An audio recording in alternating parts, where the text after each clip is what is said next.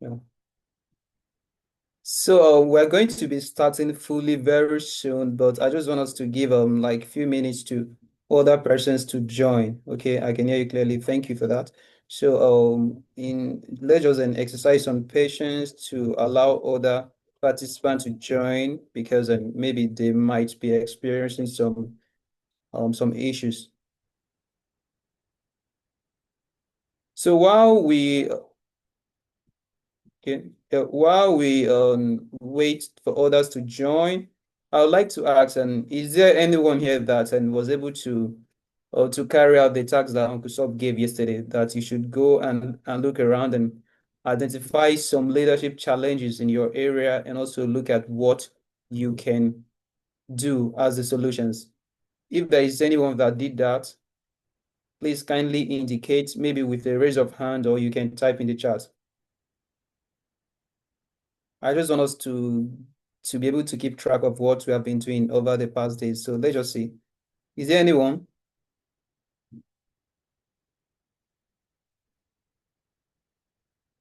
We actually received some emails from some participants. So I'm actually expecting to see a couple of hands up. If you were able to carry out the task that was given yesterday, let me see you with a raise of hand or just type in the chat. Okay, I'm still waiting.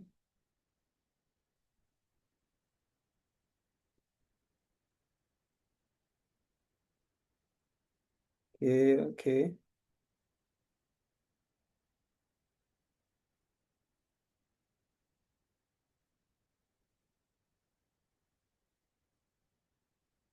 So there is nobody that did the task here.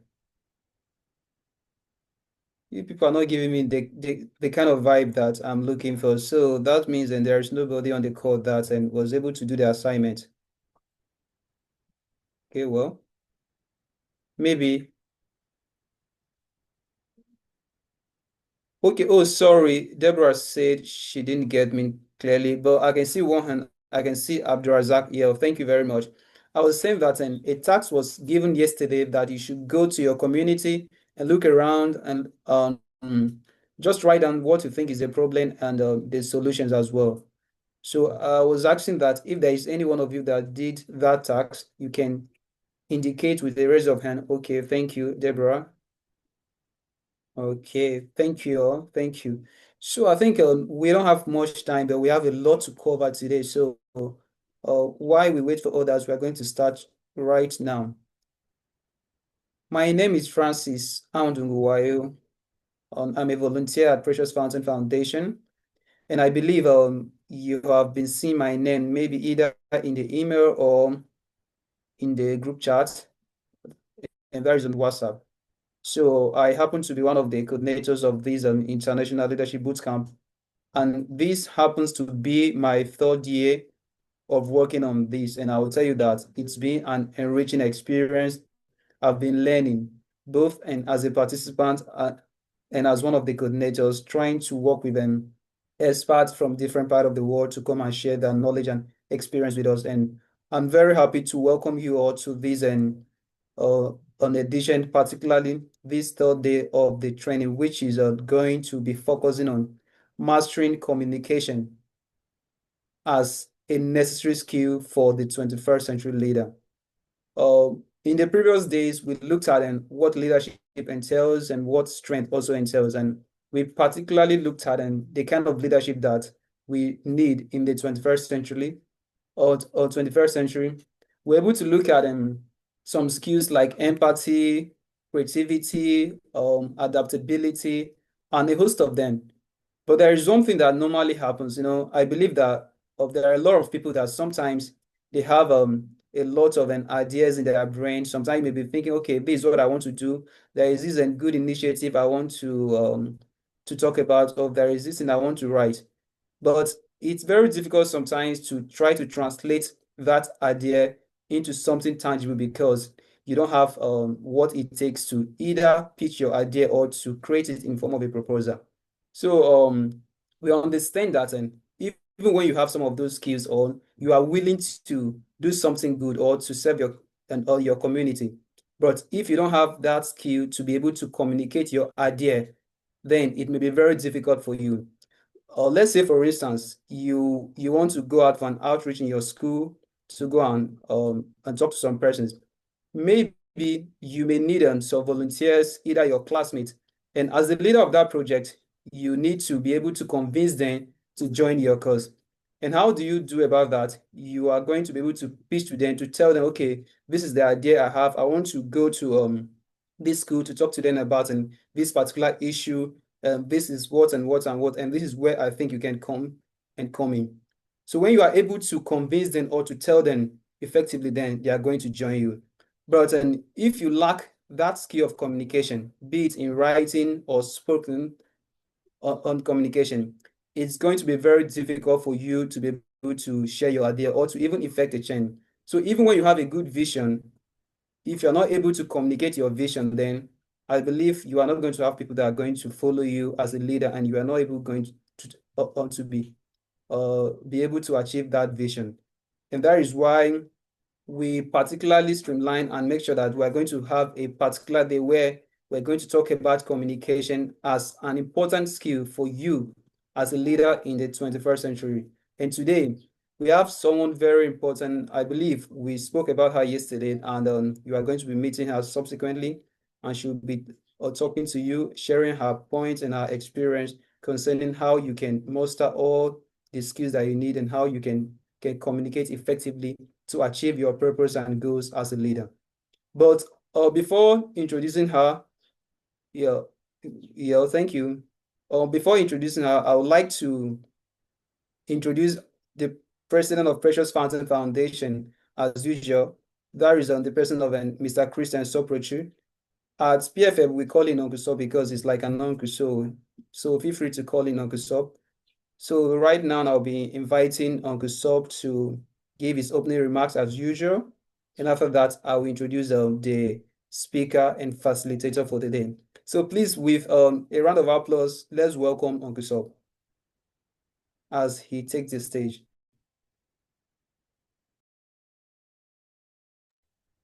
Thank you, thank you. So Uncle Sop, please, you can have the floor now. Hello, everyone. Can you all hear me? Hello. Yeah, I can hear you. Right. I'm really glad to be here this morning. And I want to also state that there's been a number of people that answered to our request to the answer to our request to have to look around them and see if there are problems in their community that they can resolve. And so I want to state that I'm really proud of everybody that attempted the assignment. And I want to mention some of their names, and I'm hoping that if you're among them, you can let us know. That would be really appreciated. The idea is that if you look around and see problems in your community that requires to be solved, you will become the instrument for solving that problem. And I want to also state that today I'm glad that I was able to be a part of this conversation. Yesterday, we nearly ran into a big problem, but somehow God saved us. And I want to mention a few of you that we are going to get back to you in solving the problem. But I just wanted to mention that the fact that you were able to even think of things that will help you solve the problem in your community and in yourself shows that you followed the conversation. So I know that Angela Taiwo wrote, she first wrote a story that a summary of the work we did yesterday, and then she mentioned some problems. Angela, um, I want to thank you for mentioning that you have a problem with making tough decisions. and being able to communicate properly. Now, communication is what Afua will be talking about today. So I think you're in a good place because being able to communicate what you want as a leader is fundamental to getting people to follow you and to support what you're doing.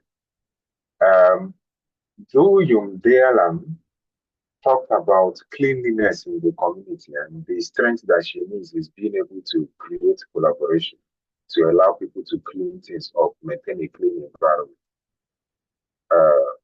Somebody is saying I'm not audible. Can anybody confirm that I can be clearly heard? Is there anybody that can confirm that you can hear me clearly? You are audible. Maybe it may be the person's Okay, on your device. it may be network, so I will just say you can be coming here. Duyum is from Bauchi State, and she was mentioning that she has issues with cleanliness. Now, I feel like that is a very big issue that needs to be tackled and build on creating coalition, talking to people around you and doing something about it. Don't rest until you do something about it. Adeyemi Oluwadunsin, Peter, talked about balancing responsibilities and priorities. And this is really good, being able to know what is important and what is not. Shukrat Damilola Abdulrahman talked about being able to manage conflict within a team. That is, when there are more than one person in a team, things can get heated, people can get on each other's nerves. But the way you manage conflict is, again, through effective communication. You must say things that are tough, but you say it in a way that is good. But yeah, Shukrat, I would say that you should pay attention today. Afua will be talking about this. Titus Anna Oluwatosin mentioned that the challenge she faces is managing multiple responsibilities effectively. And I know I can get a person who is a leader sitting in a place where there is a lot of problems. You want to do everything.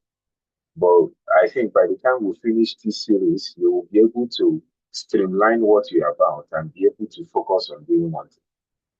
And Bashi Martin talked about being able to manage multiple tasks, again, just like Titus.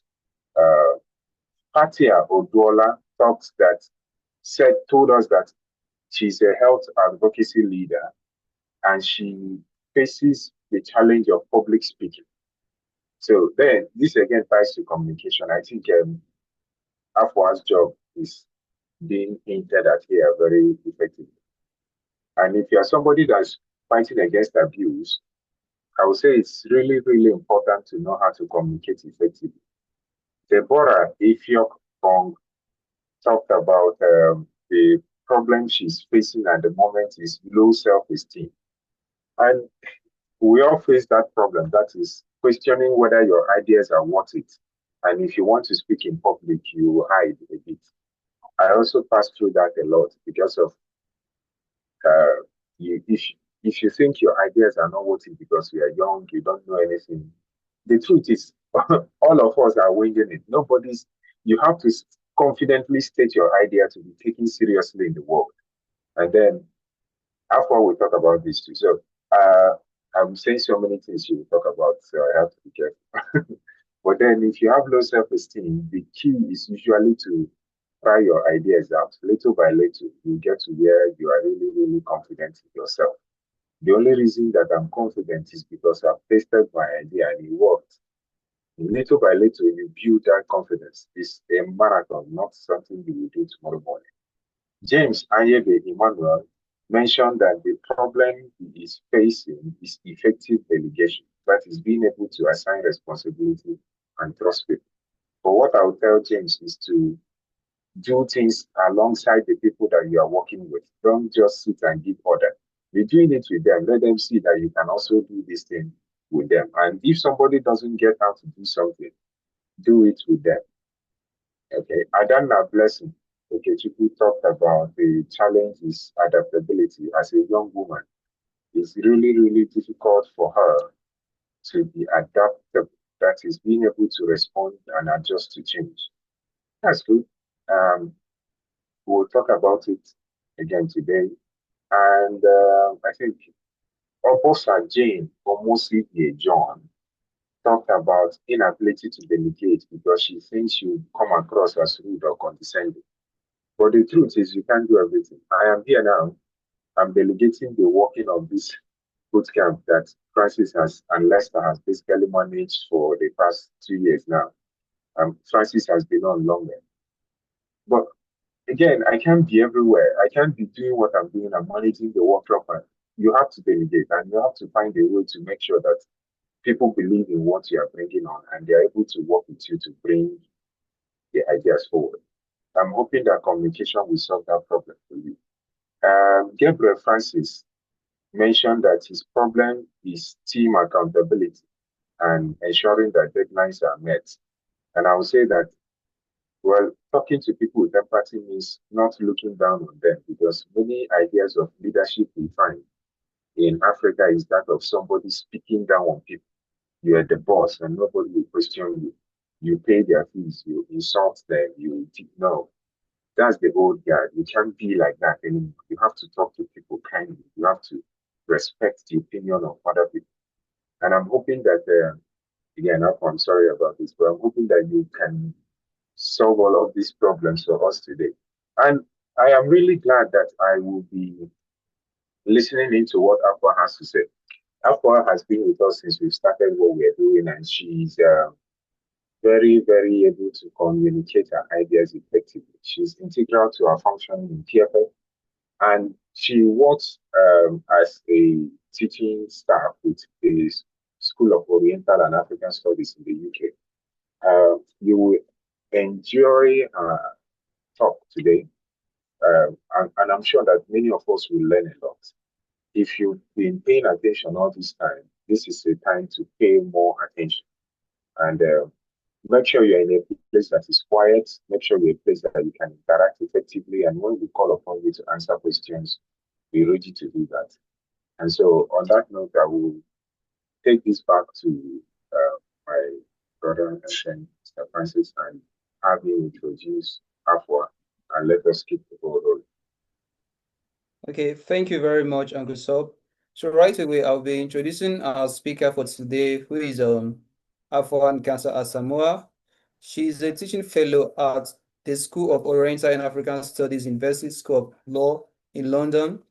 She's also a volunteer at Precious Fountain Foundation and has supported the teaching at the right level intervention in Ogbomoso in Oyo State, Nigeria. She's also a yearly speaker at the PFF International Leadership Bootcamp and the pioneer of the African Women Leadership Forum. Afua is passionate about ensuring the right to literacy for the world's most vulnerable and disadvantaged groups, while empowering the next generation with essential leadership skills, helping them to build confidence, competence, integrity, and a strong sense of purpose. So, ladies and gentlemen, with clapping ovation and with your reactions, let's kindly welcome our speaker for today, Ms. Afua, as she's going to lead us through this session. We have said a lot about that, and I believe in the next couple of minutes, we are going to experience what we have been bragging or what we have been speaking about. So Afua, please, you can take over from here. The floor is yours. Hello and hi, can you hear me?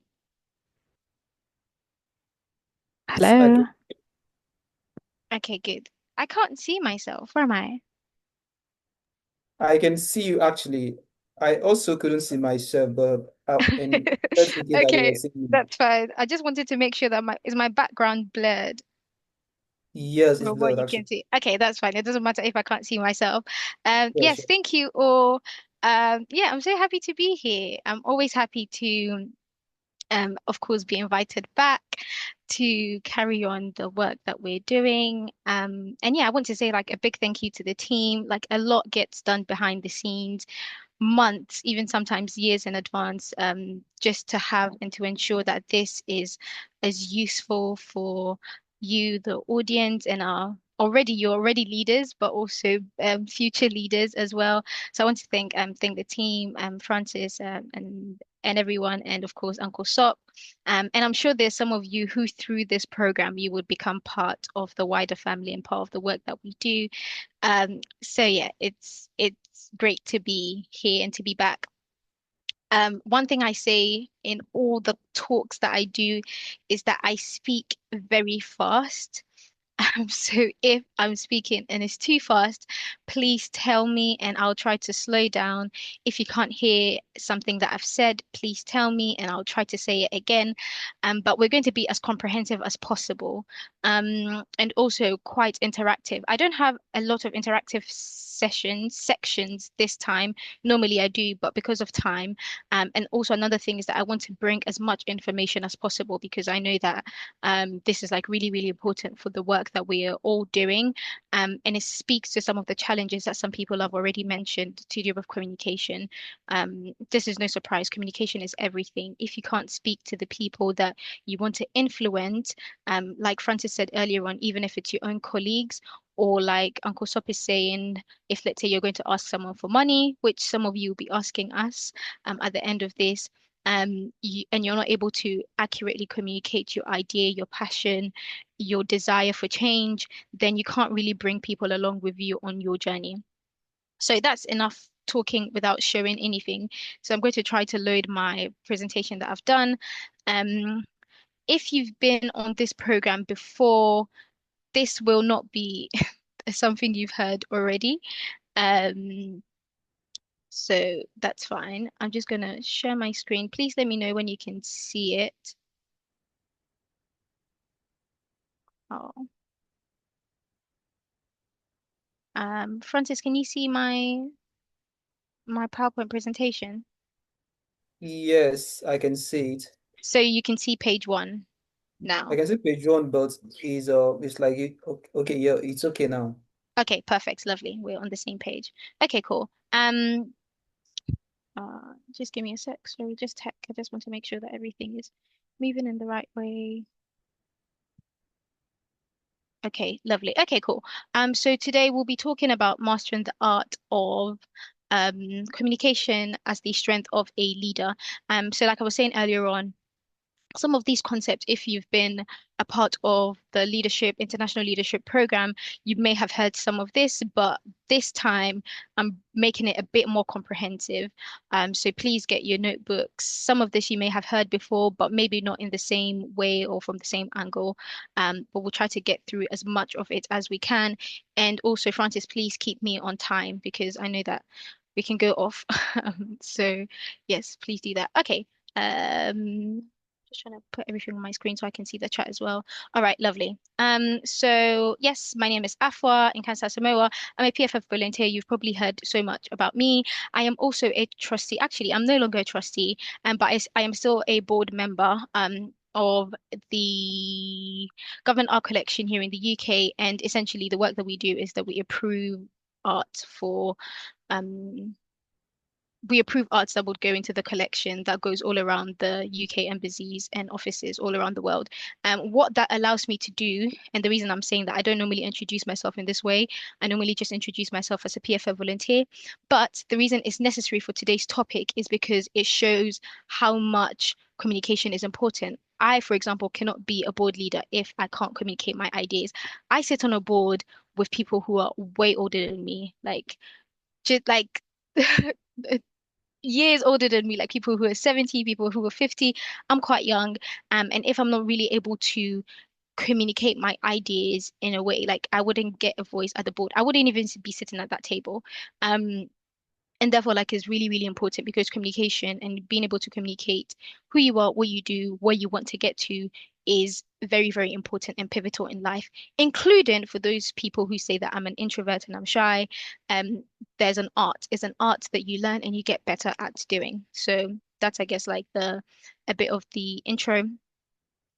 Yeah, another thing that I would say, this picture, I've used it before, but this picture was actually taken for a speaking engagement that I did a while back when I was doing some presenting as well. So I'm almost like a testament of different speaking or different things that communication has allowed me to do. So not necessarily just sitting on the board more strategically, but also in terms of like presenting and presenting clearly to an audience. And through this, what I do in terms of like facilitation and other things. But that's just like a bit of a background. Sorry, pardon me. Okay, so today what we're going to talk about, we're going to talk about communication. The first thing to write, if you're taking notes, is that communication is both a tool and a medium. It's a tool that helps us do something, and it is the medium through which we do something. And the something is essentially what we're going to talk about. But the words that you probably be hearing a lot throughout this presentation is purpose, legitimacy, influence, persuasion, storytelling. All of this comes under communication.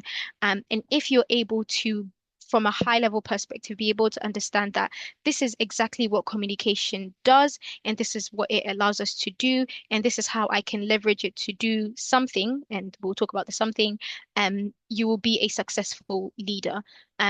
All of us are leaders in very different ways, whether maybe like me, you're a leader of your siblings, maybe that's just by my natural birth. It doesn't have to be something that came naturally to you, or you have an idea that you want to lead, or you're just passionate about something, or to be very frank, you want to make money and you need people to come on board with you. All of that is leadership, and the way you do that is through communication. And like Uncle Sop was saying earlier on, we've come in a place in this world where people can no longer rely on just their authority to tell people to do something. And earlier, I think like last month, I was doing a seminar, a PFF seminar, where I was talking about legitimacy, and it's the idea of leading through legitimacy instead of rather on authority, where you're just relying on your title to get people to do something. And that lacks legitimacy. So what happens is that we have leaders who they have the title, but they can't really command people to do stuff because now people don't really listen because people don't have their buy-in. And what I'm basically going to talk about today is going to help you be able to connect the dots where you're able to communicate with legitimacy to the people that you're thinking of. You're able to influence effectively. You're able to persuade them at any level, to be honest. You keep your purpose central and you're able to tell that story, which allows them to come along the journey with you. Okay. Um, I hope I'm not speaking too fast, but we're going to get started. Right. So the key questions to be addressed in this session are two main things. I'm not going to talk too much. And even this, it's not some are practical, but it's not deeply practical. Where I'll tell you this is how you write something. It's mainly going to be like high level, but you would be able to have the tools for you yourself to be able to think how you apply it to different situations. That's the purpose of today's session. So the key questions to be addressed, number one, is why is it important to have good communication as a leader? Um, it's important. I'm going to tell you why. You probably already know why, but sometimes you didn't know that its importance was in X way, which we'll talk about. And the next one, of course, is how do you develop the art of persuasive speaking and writing as a leader? Most of what I'm going to teach you today is not necessarily just going to focus on one because they can be applied to both, but that's the idea. Why is it important? And the art of persuasive speaking and writing as a leader. Okay. Cool. So the importance of good communication. Good communication is very important for different reasons. One is clarity of vision. Now, this is a leadership seminar. And most leaders, you need to have a vision. I normally like to describe it as a vision of how you want to see the world change and be a better place. Uncle Sop has talked earlier on about certain problems you wish to change in your community. You need to have a clarity of vision. If internally in yourself you're not necessarily clear about the vision, you can't necessarily communicate that same vision to other people.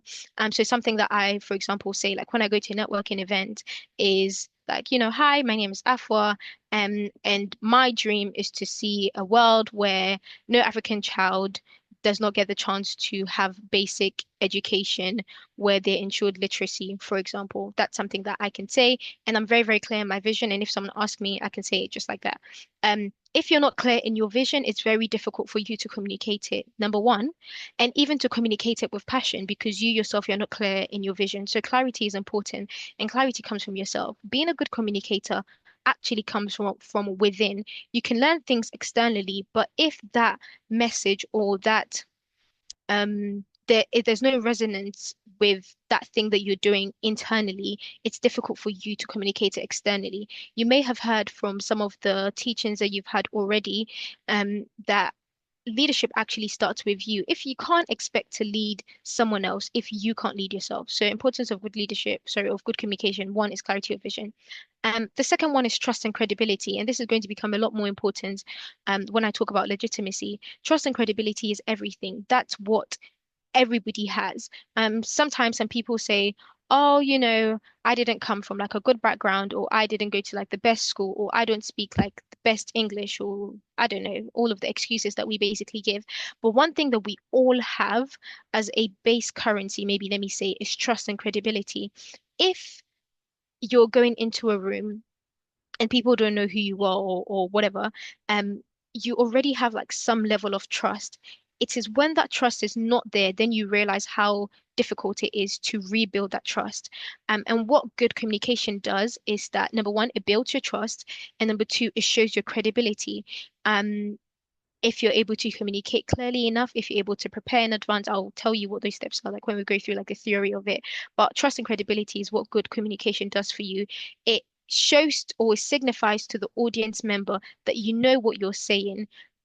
You don't have to be an expert. So that's another thing that sometimes people get mixed about, that, oh, I need to be an expert to do this. I need to be an expert to speak on this. No, a lot of people, you don't need to be an expert to really do much. I mean, of course, maybe you need to be an expert to be like a doctor, but that's not like, we're not here to communicate like medical values, if you like. But for most of the change that you want to see in your community, um, that type of credibility that you're looking for is not necessarily expert credibility, it's relational credibility. And that's very important. So keep that at the back of your mind. Third is alignment.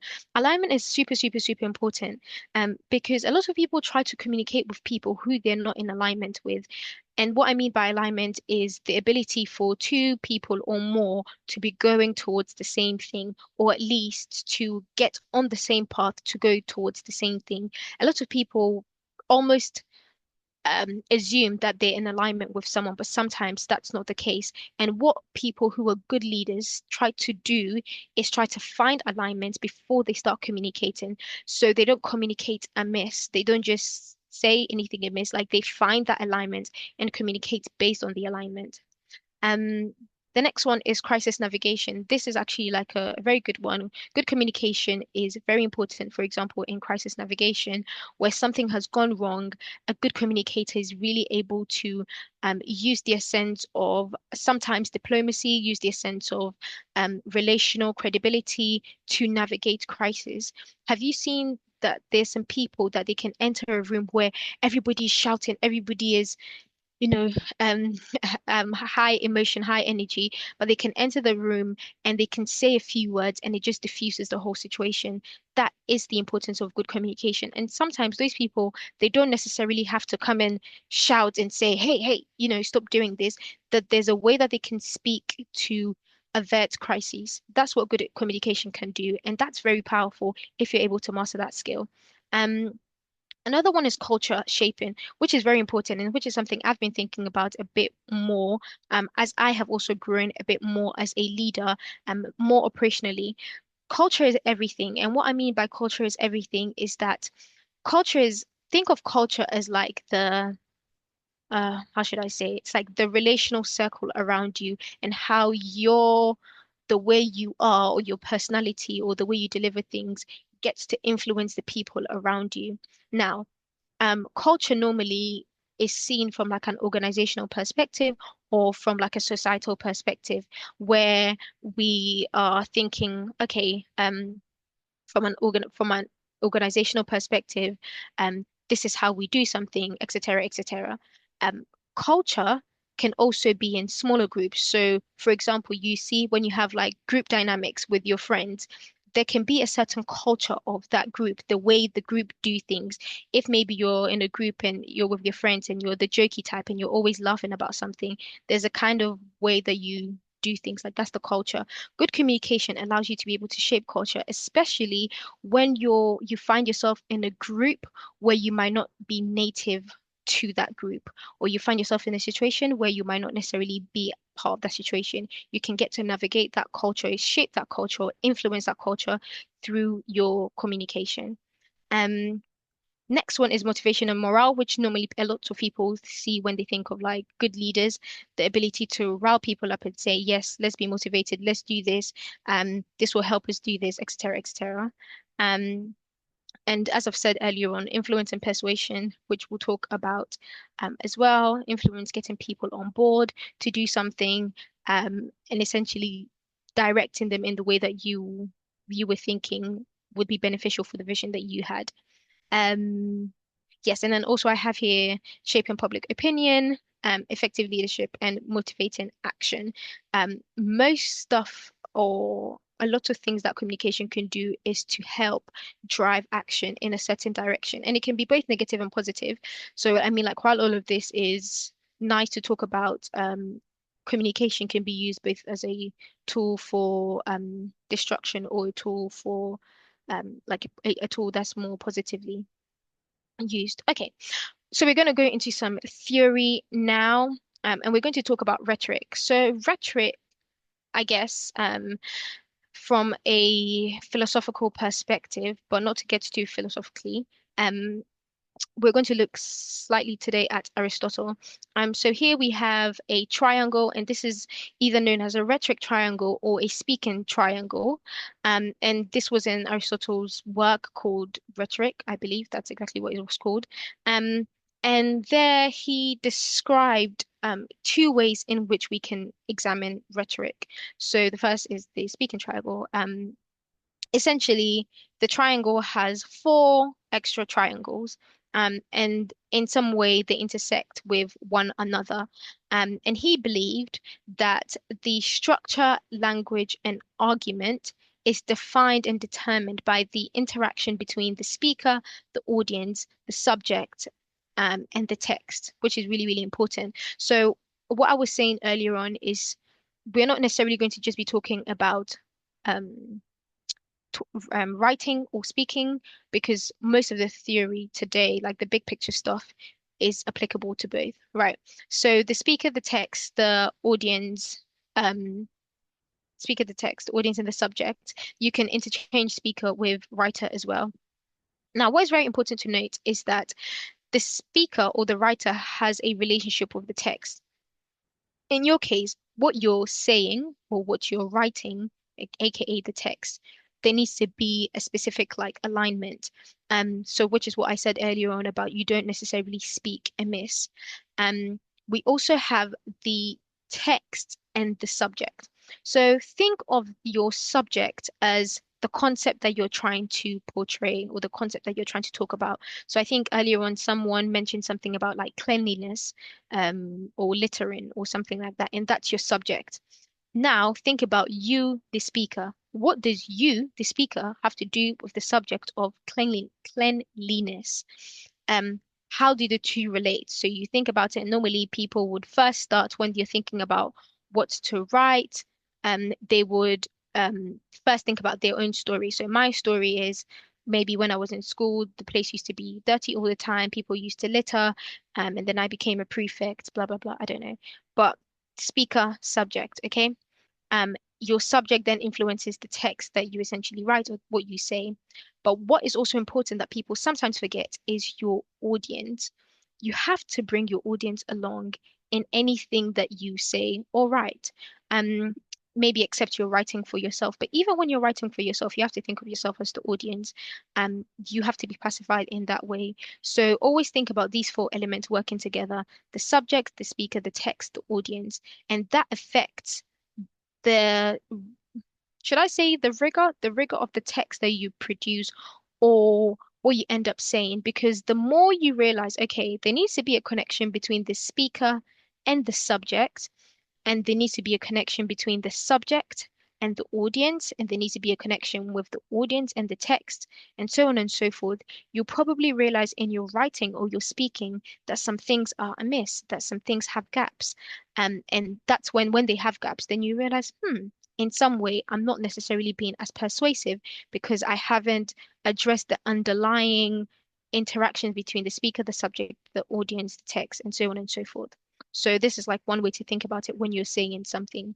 Speaker, audience, subject, text. Okay, moving on. The art of persuasion. So the earlier triangle, we can further build on it with the three, if you like, three pillars again of persuasion, which is ethos, pathos, and logos, which some of you may have seen already. So this may just be an add-in on to it. So ethos is essentially your ethics. This is your personal credentials. So remember what I said earlier on about everybody has trust and credentials almost as like a base currency, except if, let's say, you've done something previously that just means that people don't trust you. But normally, when you enter a room that people don't know about you, you kind of have like a basic level of trust unless you break it, and then you start to build on it. So this is establishing your personal credentials. Now you have to get your audience to trust you. If your audience don't trust you, it does not matter how much um, pity, which is the pathos, or logos that you bring. Your audience have to trust you, and that's really, really important. So that's something like to think about. So if let's say, maybe let me go back to the example of cleanliness in your community, and you say, okay, cleanliness in my community is something that I want to solve. I'm going to speak to the headmaster. Fine, that's nice. When you go to speak to the headmaster, on what basis are you going there? What's your personal ethics or it's not really just ethics, but what's your personal credentials that get the headmaster and I don't know, the school leadership committee to trust you? Is it that you're an excellent student and therefore things that you have said or what you're coming to say means that they can get more buy-in? If your audience is completely different and your audience is your fellow students, for example, what about what you do will get them to trust you? If you, for example, are part of the people who litter, how would that affect your personal credentials in the message that you're going to say? So think about that. That's how it works when you're trying to say something. So ethos, pathos or pathos, or this is pity. So normally when people talk about persuasion and they say this person is a great orator, like when you think about like barristers and people who do what they call like theatrics, they normally say that the specific pillar that they overemphasize is pathos, pity. So this is trying to inspire in getting an emotional response. Now, for all human beings, and I think I'm right in saying this, all human beings are emotional. Emotion has nothing to do with gender. It may be overemphasized in someone's mind or expression that, females are a lot more emotional than others, etc., etc. But nonetheless, and however you would like to put the percentages on it, every human being um, has that emotional capability. So all human beings have that. Um, Part of the art of persuasion is trying to get people's emotional response. So trying to get the audience to feel with you.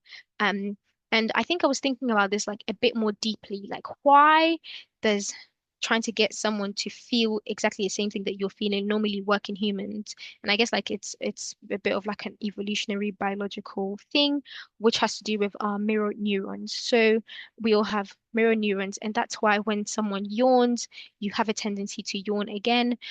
Some of this is psychological, but also the same thing with when someone smiles, you want to smile with them. It's the same thing that drives comedy. You will go and sit at a comedy show just to laugh. Nowadays, you don't have to buy tickets to even go that far. TikTok will do it for you. You scroll, some of us are just scrolling just so that we can laugh. Why? Because things are making us laugh and people laugh, we laugh. We find a connection to the message, we laugh, we get an emotional response out of it. So that's pathos. And then the last one is logos, logic. And this is what normally a lot of people think in like business settings that you come and argue the facts, you come and argue the reasons, and you get people to think. Human beings are also logical beings. All human beings are logical beings. If you have a brain, you can think, you can weigh things up, you can evaluate things for yourself. I mean, it all depends on how much you have been exposed to something. Nonetheless, you all have that base ability to be able to reason with fact and arguments, etc., etc. So the art of persuasion is essentially trying to bring all three together while, um, let me just go back to my speaker thing, while also building on this triangle where you're trying to, as you're saying your text or you're building your text, you're remembering your speaker, your text, your subject, your audience, um, not forgetting your ethics, your pity, your logos.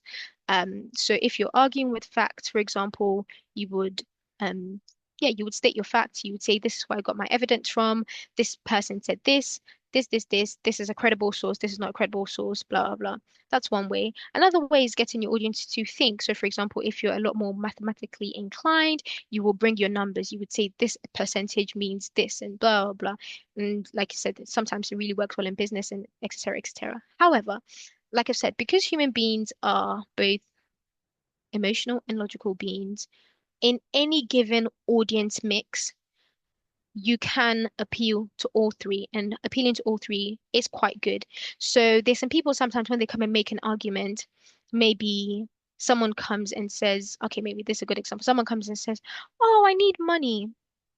And they'll come with the, oh, I need money from the pity perspective, like, oh, my life is really hard, and blah, blah, blah, and blah, blah. Given your relation to that person or how much you feel emotionally inclined, maybe you just say, fine, I will give the person the money. Someone will say, no, this doesn't logically make sense to me. I will not give the money. Someone can make an argument and it can touch on all three, and you will be persuaded because it touched on the ethics, it touched on the pity, the emotional response, and the logic. So a combination of all three together. So yeah, that's essentially the art of persuasion. If you see any person who speaks very well and is able to get you to do something that you wouldn't have thought you would have done, when you just dig a bit deeper, you'd realize that either all three are at play um, of some sort. I mean, let's also not forget, some people can also just manipulate you, and manipulation it falls strictly bang in the middle with pity, where it's trying to get an emotional response. But yeah, essentially, this is the art of persuasion put together. Okay, moving on. To take this a bit further, where we're able to give some examples, some guy called Florian, I believe, um, has done a bit more work into building this into a house to make it a lot more easy for people to remember. Yeah, and like I said, this is agnostic to both speaking and writing, so both apply. So if you're thinking about ethos, for example, and you're thinking about the content that goes into the ethos, actually maybe pause. Let's start on the right-hand side of the house, so on the logos.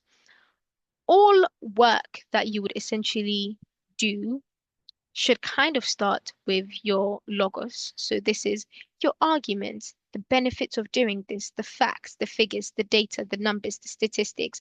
Scientifically, someone said this, etc., etc. The process.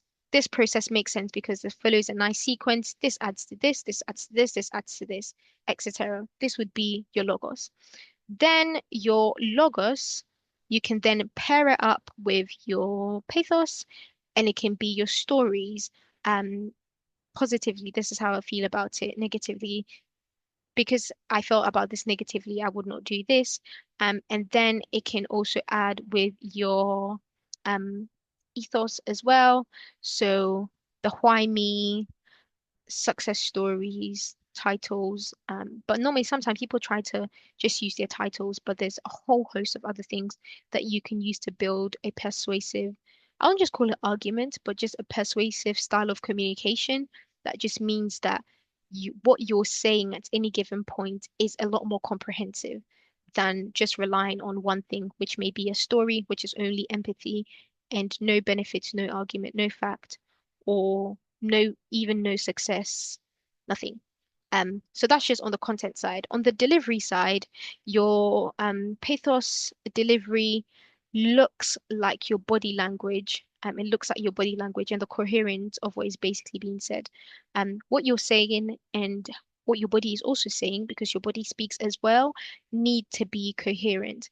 Um, I know a lot of times when people talk about like public speaking, for example, the first things that people say is, baby, because I'm quite nervous, um, it shows when I'm doing public speaking or blah blah blah blah blah, and therefore I feel shy and I feel all of this type of stuff.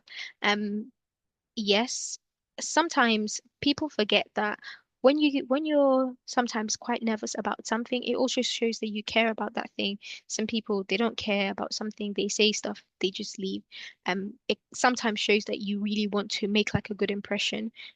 Nonetheless, because it's an art, you get better at it. I didn't become like a good public speaker like overnight. It's like things that I've done over years. And it's not even just with PFF, like I've been doing stuff like over years. And it still doesn't mean that like I'm not shy when I speak in certain places. I am, but I always remember that I think the message that I'm about to tell people is worth it and it's important for them to hear. And hopefully I'm able to bring them along. And when I bring them along in the message, then I start to feel like less shy and all of those type of things. But remember what I said about your body language. I'll probably link this back to the mirror neurons stuff. Like I said, you can't be saying something and your body is saying something completely different because even subconsciously, it signals to the audience member that you are not incoherent with yourself. At the very, very beginning, I said something that leadership is about leading yourself first, and before you can lead others. It kind of shows to people that, I mean, human beings, of course, they're also quite forgiving. They can forgive you, like, fair enough. But from like a maybe strictly logical perspective, it kind of shows them that maybe you're not necessarily sure in yourself. And when you're not necessarily sure in yourself, sometimes your body tells that or gives that or sends that message to other people, and other people pick up on that. Um, Same with the ethos. So the delivery of ethos, we have eye contact, we have what we say like body language, um, local variety, and poise. So the way you move. If you know you're speaking to your audience, for example, and your audience members will relate a bit better with you if you speak pidgin, then go ahead because that's the way to get your audience members. If I'm going to be speaking to my audience members who are normally board with the people that I sit on the board with, for example, I really need to speak their language for them to understand exactly what I'm saying without losing the core of my message. Um, so that's also really, really important. Eye contact is a very interesting one. So where I'm from natively, which is Ghana, um, yeah, adults don't really like younger people looking in their eyes. They can see it as a sign of disrespect. But here in the UK, it actually means something completely different. For you not to look in someone's eye when the person is speaking to you is like absolutely rude. And that's something that I had to learn. So something like eye contact and other things. So for example, when you're in a multicultural setting, sometimes it's important to understand where there might be cultural sensitivities. But if you know, then this all comes with knowing your audience. If you know your audience and you know what makes sense in that context, go ahead and do that in that context for them to build or for you to build that credibility with them. Um, yeah, so that was just like something that I had to learn from here. Another one is like handshaking. Some people don't necessarily like to handshake um, from a cultural perspective. Some do, and some it shows that you're very strong and you're credible and you mean what you say, etc., etc. But all of that, all of that helps to build your persuasion statement.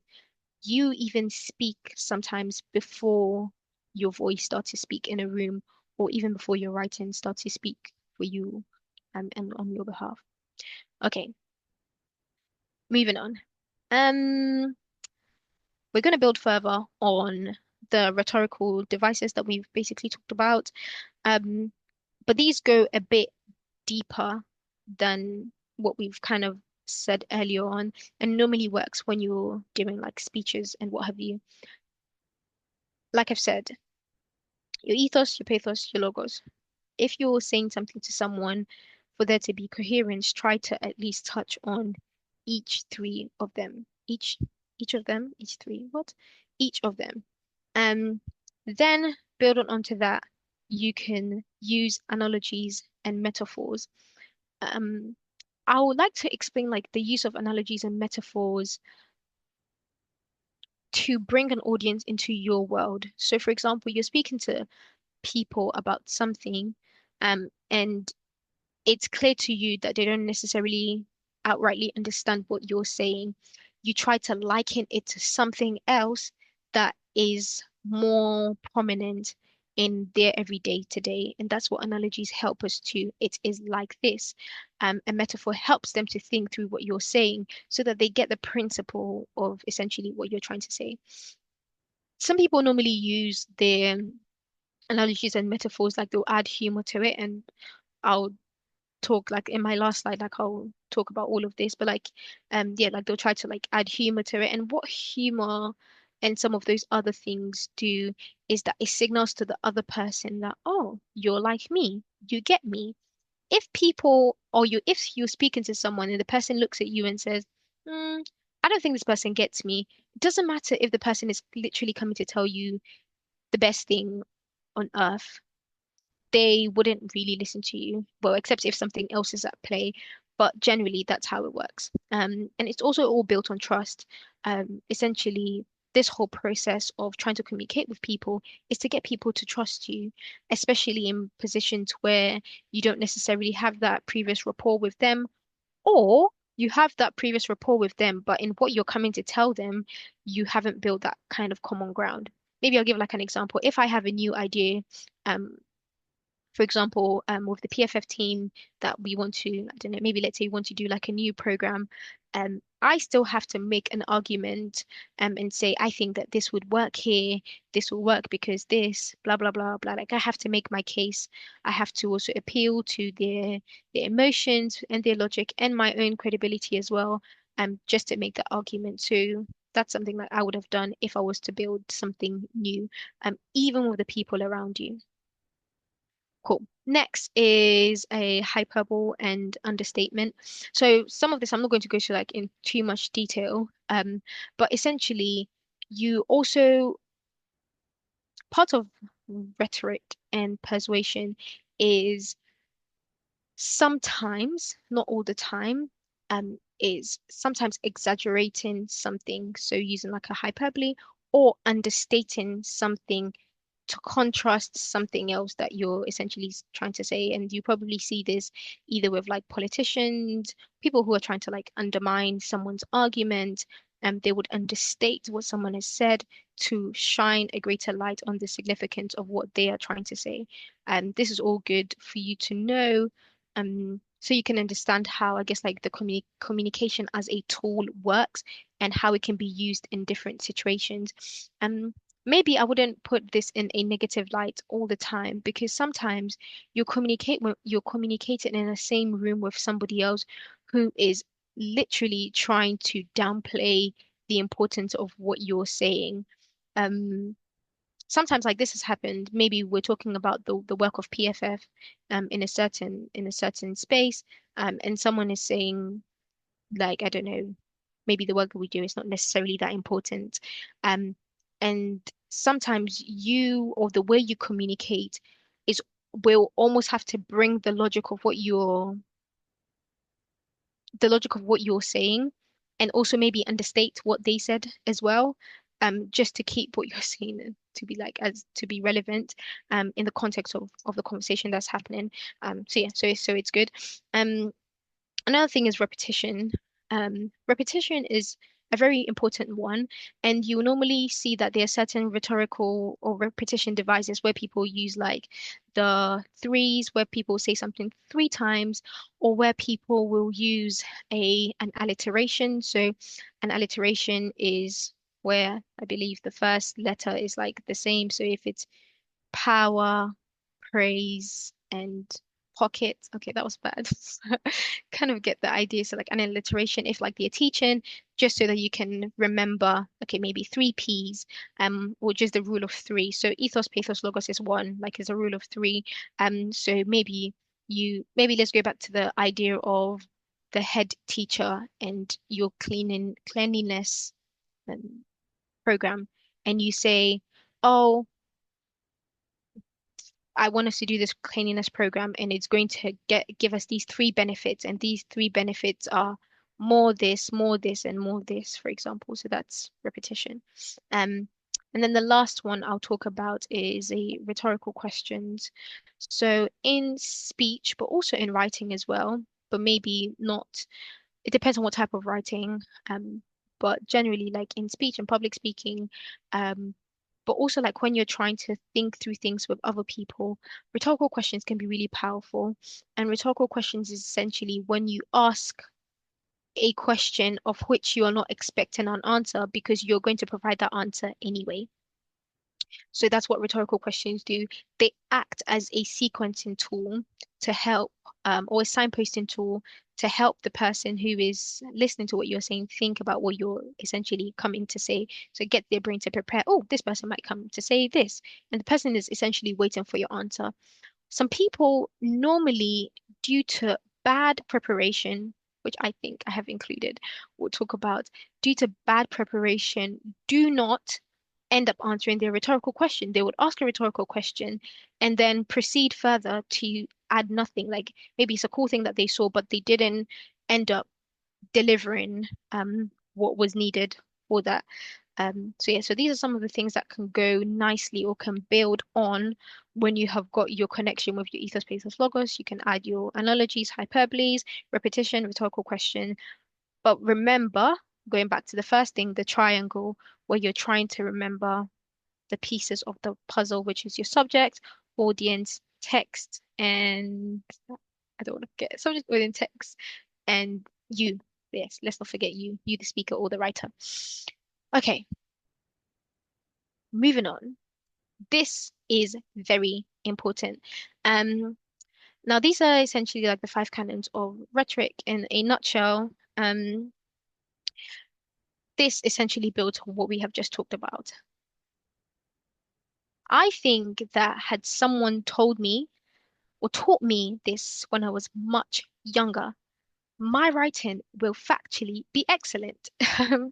Normally, I know what I want to say, but I think one thing I really, really struggled with was actually arrangement, but we'll kind of talk about this. So there are five canons of rhetoric. And again, we have to go to Cicero. He was a philosopher. But actually, these five canons, they don't know who said it. They attribute it to Cicero, but they don't know. So essentially, we can just say it was Cicero who essentially said this. So, five, invention, arrangement, style, memory, and delivery. We've kind of touched a bit on delivery when we talked about delivery, if you remember in the house. Um, but there are other things I basically want to talk about because sometimes people look at certain speakers or certain writers and say, wow, this person knows exactly how to speak for everybody to come and be drawn to them, the way the cadence of their voice and the blah blah blah. Like that was so good and everything. Like I said, number one, this is an art. There's some people who have, maybe you can call them, they're a bit more charismatic, but actually if you're able to put all of these things together, you will be an effective communicator. Like that's a fact. There's no other way to put it. Along with getting over your fear and also believing in yourself, because all of this comes with yourself as well. All right. So invention. One thing I guess like I'm good at is saying, okay, I know this is what I want to say. I want to say this. And I want to tell people this, but maybe that's how I am. Some people are not necessarily like that. Some people have to think a bit more to say, actually, this is what I think I want to say because this matters because XYZ. Anyway, so invention is the process of determining the key message and the point. Now, a way to do invention, let's go back, is this thing. If you know yourself, speaker, writer, you know your subject. Okay, I want to talk about climate change. You know your audience. the text will kind of slowly start coming together. That naturally, well, maybe not naturally, orderly, is that a word? That essentially comes under invention. So that's the process of determining the key messages that you want to say. Like essentially, what is it that you're going to say? Invention. Some people spend ages just thinking about what they want to say. Some people, they have an idea, they would research it, they would talk to someone about it, they will pick people's brains at it. Some of us, maybe someone like me, before I actually put some structure to how I speak, I used to just talk like ask Uncle Sop. I can talk for ages. Um, yeah, because I'm like, wow, this is in my head, and people need to hear this, you know? But yeah, anyway, invention is your process. So you just need to figure out what your process is. If your process lacks research, add research to it. If your process lacks, let me call it relational legitimacy, go and find people to go and test your ideas with. Okay. That's invention, the process of saying the thing, invention. Two, arrangement. This is so important. This is what was like a problem for me. Maybe it might not be a thing for you. This is the art or the structure of your speech or text. Unfortunately, or maybe fortunately for me, because I'm learning this, again, like I say, it teaches you that everybody is fallible, is that um the way you say something and the sequence in which you say the thing adds to its logical structure. So sometimes I used to get people who would listen to me because maybe I would speak with conviction on something, and I was basically getting the pathos, I was getting the heart connection, the emotion connection. But maybe when you put it together, you'd be like, yeah, logically, this is everywhere. It's like point number one is here, point number two is here, point number seven is here. Like it wasn't coherent enough. And what arrangement does is that it really allows you to be able to logically sequence what you're saying. You can be someone who is very feely, but if there's logical arrangement to what you're saying, it's quite easy to land with the person or the audience that you're trying to get to. And that takes some preparation. So a lot of people sometimes think that the art of writing or the art of speaking is without preparation, and that's not true. Um, there's some people that you're like, wow, the person speaks just they just think and they speak. Yeah, maybe throughout their childhood they've just had a better arrangement ability. Let's say that just means that their brain is able to arrange things a lot more quicker, and that's fine. So it seems like they do it automatically. And if that's not you, spend time arranging stuff. Something I always do, I keep my clipboard with me, and I have like a pencil, and I write stuff, and I'm like, no, I need to say this first before I say this. So that's the art of arrangement. The next thing is style.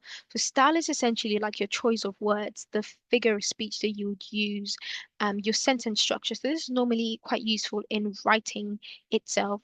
If you're writing, depending on your audience, let's say you're writing strictly professional and other things, the style is quite pretty boring. It's standard English where, okay, if you're speaking English, sorry, where you are saying what you're trying to be as clear as possible. Maybe you're not using all of these fluffy words, because in those situations you want people to understand you and to be clear as possible. That's not where you're going to show your poetic prowess, and use different speech structures and in different pentameters. Like, that's not where you would do that. So your style, actually going back again to your triangle, your speaking triangle, it's actually determined by your audience. Depending on your audience, you'll pick your style. Um, Depending on if maybe you want to add a bit of pizzazz with your personality, you might pick the style, but also style depends on if you actually know how to use it. Some people pick certain styles and don't know how to use it, which is exactly what I was saying about the rhetorical question. Someone would ask a rhetorical question, gosh, and I'm sitting in the audience waiting for them to land, and I'm like, okay, that didn't land. And that's because they said it and they didn't finish it. So if you're going to use maybe certain more stylistic things, finish it. Like follow through with it. And that's the whole point of the coherence. Everything kind of has to be coherent. Um, like I said, human beings are forgiven. We forgive a lot of people for a lot of stuff. But sometimes you say, oh, what makes me different to this person? When you do further digging down, you realize that maybe there was a lot of things that were not coherent. It's either your invention was not sufficient enough, your arrangement was poor, your style was good, but hey, hey. Next, memory. as much as you can say amazing things and people are like, wow, this is good. Yes, we should save the planet. Or, yeah, we need to fund more schools, blah, blah, blah, all of this type of things. Yeah, human beings also forget things a lot more. Um, and because they forget things a lot more, when you're speaking to them, you have to help them understand, not understand, help them remember the things that you have basically said. So, for example, you'd see we've done the power of three is one, where I've told you the ethos, pathos, logos. I didn't have to do that one. That one, but I'm just telling you what it is. The power of three. This one, you can put it in an acronym. Is that what it's called? IASMD, for example, if you wanted, and that would just be easier for you to remember. Um, yeah, so things to essentially help you remember stuff, blah, blah, blah, blah, blah. Now, maybe one thing I'll add here, which sometimes is not very obvious to people, is that in remembering stuff, you can actually build on the pathos, which is the feeling stuff. Um, because again, humans connect memory or a lot of memories sometimes connected emotionally. So if you remember, for example, like your favorite teacher or whatever, when you were in primary four or I don't know, in Ghana they'll say like class six or wherever you were. Sometimes the reason you remember Pythagoras theory or something that you learned in school is because of the way that they said it, or that there was a specific memory that was attached to it. If, let's say, something incredible happened, let's say, I don't know, you were learning something and then the fire alarm went off. You maybe that lesson you would remember that specific principle that was being taught or something like that. So sometimes memory works in a very, very interesting way where you're able to remember um things either because the speaker actually did something to force you to remember it, like the acronyms or the what have yous, or because there was just something incredible that happened that just made the memory a lot more special, or you just had an emotional connection to it. So that's where pathos can be helping you as well. And then lastly, we've said delivery. Delivery is, yeah, half of what I've said with deliveries in the other picture. Um, But delivery works in different ways. So, for example, people who do spoken word are very, very good at delivery. And I guess like they give very good examples of delivery where they emphasize on certain words and then they'll say words, words. Sorry, I can't see any of you say, I think I'm just like laughing by myself. But anyway, like they'll emphasize on certain words or they'll change their tone of voice or they'll change their pacing or they'll just pause and they'll hold the room for a very, very long time. And I remember someone was telling, I think I did like a program years ago, and someone was telling us an example, and she was like, Did you guys ever go to a Michael Jackson concert?" And I was like, "No, we were all young. Like, of course we didn't go." And she was like, Michael Jackson used to do this thing where he would come and he would stand on the stage and he would just stand there and he'd stand there for ages."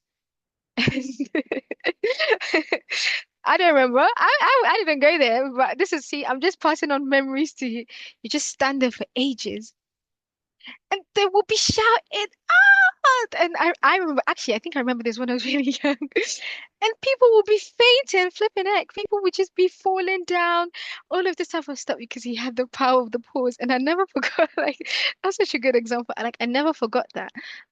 But when you're able to capture the audience attention especially like with pausing, especially at a good point or at a good time, you can really like you can see like the room is waiting on your every breath to say the next thing.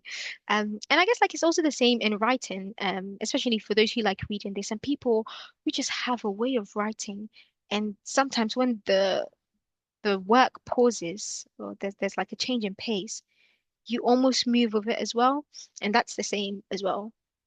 So yeah, so all of these beautiful things help with delivery and of course body language. Like I said, your body language should show that there's a coherence, that you're not saying something that the message is not saying. If, for example, I'm coming here to talk about like a very sensitive topic, I don't know, some people don't like this, but like I don't know, like about death or something or whatever, and my body language is doing absolutely, I don't know, something completely different.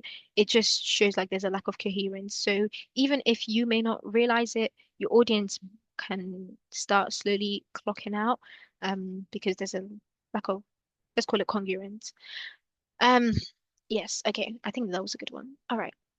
Yes, so this is a slide from a presentation I did earlier last month, which is what I was telling you about. And I'm just going to briefly talk about it. So I talked in that conversation about influence as legitimacy, sorry. And I had 3 points, which was about credibility, trustworthiness, and shared intention.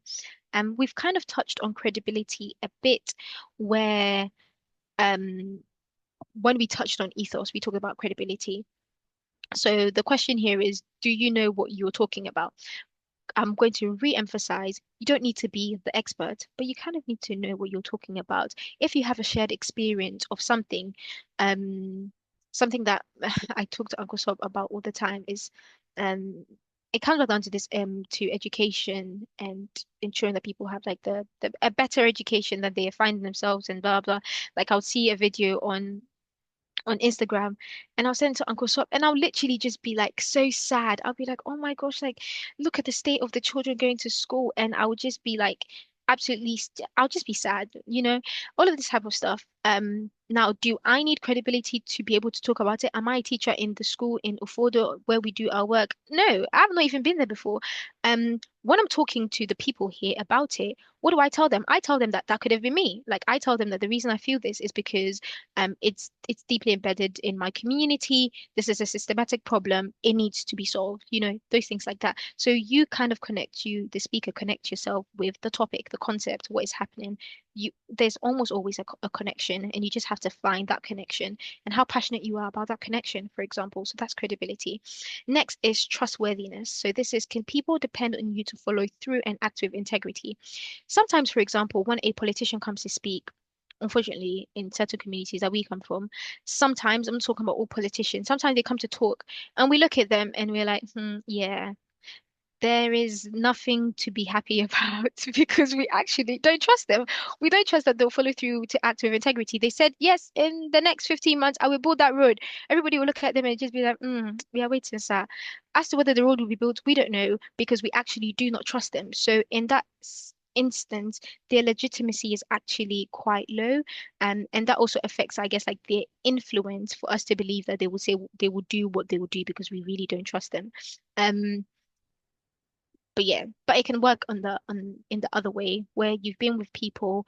And actually, maybe let me go back to the politicians. There are some politicians who actually we trust that they would follow through and act on integrity because they have a track record of doing what they said they will do, for example. And the last one is shared intent. Shared intent is a very good one to think about actually when you're thinking about you and your audience. Your audience can be anyone, it can be the headmaster's committee, it can be your friends, it can be whoever you're thinking about.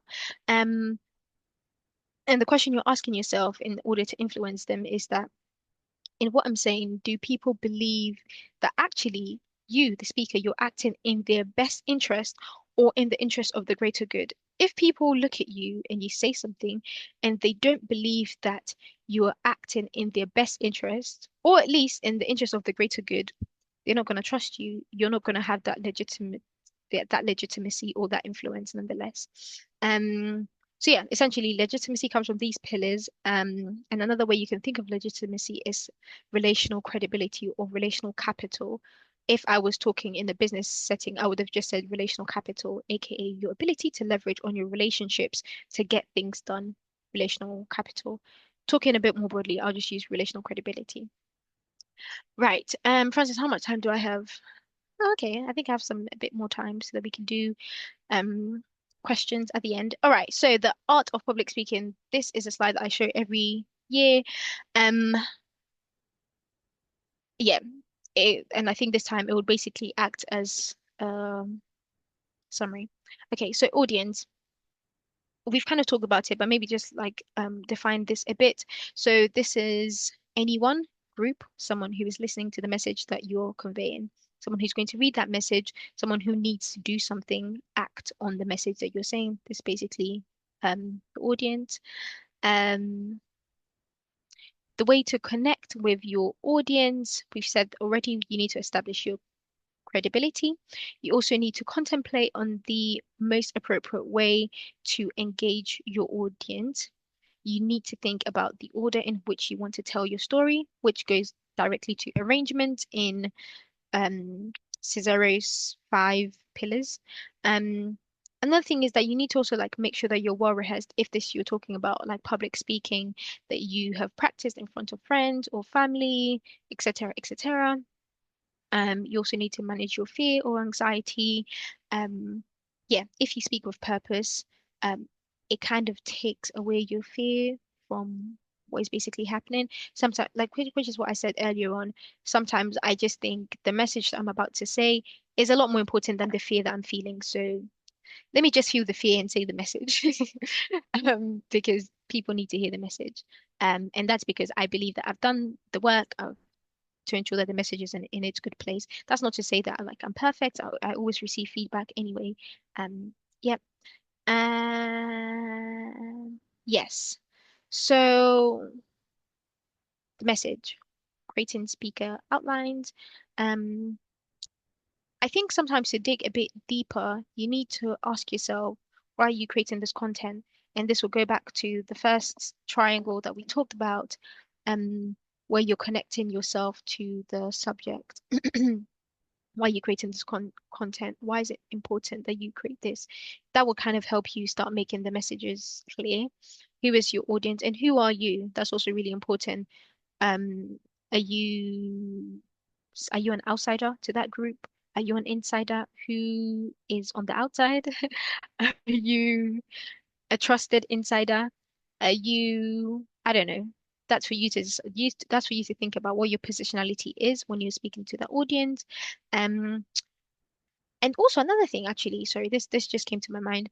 While you communicating with audience, sometimes people take it for granted that they will just be received. And hence why sometimes when people don't connect with them or people don't listen to them, like they become like really hurt or other things. But that's because maybe when you first did your preparation or lack of preparation thereof, you never really considered how easy it was going to be to convince the people to even listen to you in the first place. Like maybe you just took it for granted that, hey, I'm just here to do my stuff and they'll listen to me. Sometimes not necessarily true. Yeah, what do you want the content that you're going to say? Like, what do you want it to achieve? Is it that they're going to come out and do something, an action? Is it that they're going to leave them, they're going to be really inspired? Is it that if I don't know, like you're a teacher, they're going to remember? What is it that you want that content to achieve? Um, when and how are you going to develop that content? So again, going back to that, your triangle as well, but most of it comes with research anyway. And then also, where are you going to speak? I think this is a lot more relevant for public speaking. I mean, there's a public speaking slide, but this is kind of a general slide anyway. Where you're going to speak is really important.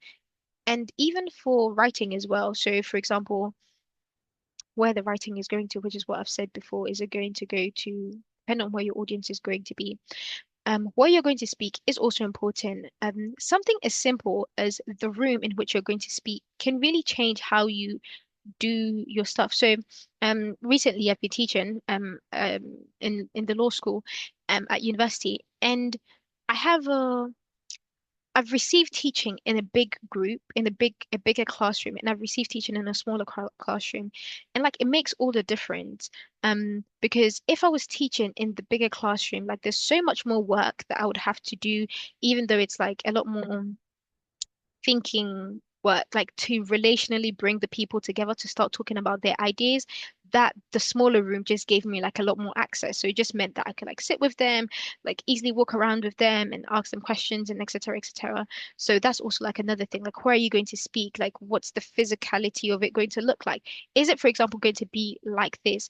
Some of you on this call, if you were asked to be in my position to literally speak to a screen and no one is saying anything back to you, you can't, not like you can't do it, you can, don't get me wrong, but maybe at this point you'd be like, no, I can't do it, I'll feel like I'm speaking to myself.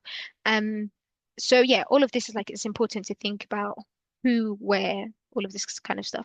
One thing I said here, which is really important, is that you are also the message. As much as you're the messenger, you're also the message. um sometimes very practical things that people say is dress like you're the message, dress in the way that we want people to perceive you, etc., etc. Also, if the message that you're giving is a bit more like purpose driven, you also have to live like you are the message. And for some of us, like the work that we're doing, like with PFF and other things, for example, like if you see someone like Uncle Sop, and the way he does his stuff, yeah, he lives like the message. He literally talks about PFF all the time. And that's because he's really embedded in the purpose. And if that's kind of like the work that you end up doing, you would end up probably also dressing like the message, sounding like the message, and ensuring that the people that you're speaking to all the time are connected with what you're trying to bring them on board with. I think I'm talking a lot. Sorry, let me just check. Francis sent me seven. I'm talking too much. Sorry, sorry, sorry, Francis. Give me a sec. I'm almost done, okay? I'm almost done. All right, strategy. I said a few things that sometimes come with public speaking. Humor. We talked about humor. Humor is that I know you, you know me. If you laugh at the same jokes as me, it means we're similar. That's kind of what humor basically does. Um, it brings a shared commonality. Illustrations, very good because illustrations help with memory, which we talked about briefly. Memory helps with your relational legitimacy. No, memory helps with what's the word that I used? Sorry, I just want to be right. It helps with your relational credibility. Yes, aka your legitimacy. Um, props can help when people do stuff, they use props. Sometimes stories help. I told some stories of things that I remember stuff. Order is important because order is part of your arrangement, which we talked about in Cesare's five pillars earlier on. Analogies we talked about as well. Demonstrations. Some people are very good at demonstrations when they say, okay, you come here, blah, blah. And demonstration is very, very good also when you go to a place where maybe you're not necessarily familiar with the people and it helps you break the ice with the audience. Um, there's some people, for example, in comedy that I've seen that they really go quite far with demonstrations. And yeah, but everybody each to their own. That's one. And calling out to the audience is really good as well. Sometimes you go somewhere and they ask, "Oh, where are you from?" So it'd be maybe like, "What country are you from?" or "What state are you from?" Blah blah. Oh, okay. Everyone in the room who's from South London, raise your hand. Wow. Any Nigerians here? Wow. That kind of thing. That's what calling out to the audience does. Um, and then lastly, subsets, appearance, gestures, stage management, microphone, eloquence, energy, passion, confidence, practice. Quickly, appearance, like I said, you are the message, speak and act like the message. But also, if you're also who you are and you don't think you necessarily need to do extra for how you look, that's also up to you. Gestures, I guess it depends. This is also another one that sometimes, depending on your audience, you need to be a bit more culturally sensitive. I'm a gesture kind of person. I like to do a lot of things with my hands. Um, yeah, and I like to hold things as well because I don't know, I feel like I'll be doing something with my hands if I don't hold something. That's just me. I think that that's one way that I got used to knowing what to do with my hands. So that's like a practical tool thing. Stage management, if you're dealing with very, very big groups, the ability to manage stage is so important. Oh my gosh. Changing the slides or someone doing it for you or doing lights, all of this type of stuff. All of this come with practice. Same with the microphone. Some people they shake with the microphones, they just get a stand, etc., etc. Eloquence comes with practice. Eloquence comes with practice. Energy and passion comes with your purpose. If you're passionate about what you're speaking, feel free to, go in.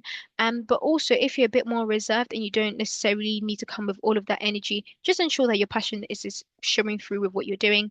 Confidence, because you're the message, you have to be confident for the message, except if you don't think that your message is confident. If you don't think your message is confident, then yeah, practice. I think all of this comes with practice. Okay, I've spoken too much. I have really definitely spoken too much. Yeah, thank you all. Let me just make sure that this is the end of my presentation and I don't have more. What did I say here? Um, I said, oh yeah, always keep your audience in mind. They're the ones that you're bringing them on the journey with you. If you leave your audience behind, then you're actually not a good speaker, presenter, communicator, the end. You're not speaking to yourself, unfortunately. If you were, then that's fine. You can be an island by yourself. But because you're not, you always have to keep your audience in mind. So yeah, cool. Have I missed anything? Yay, thank you. I'm gonna hand over to Francis and then we can ask the questions and then yeah, over to you. Thank you very much, Alpha. Thank you. Please let's appreciate our speaker. Thank you very much.